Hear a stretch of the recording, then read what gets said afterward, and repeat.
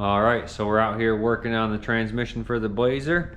We're gonna start pulling the pan goodies off of her. Got it up on the mount here.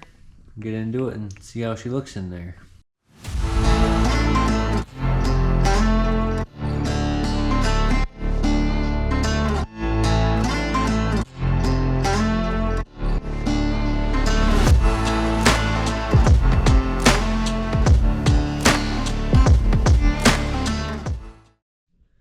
So we got the pan filter pulled off her. Doesn't look like real good, basically tomato soup in there. And we got some real good slimy like substance going on in here, so looks promising so far. We'll tear into it and see what we got.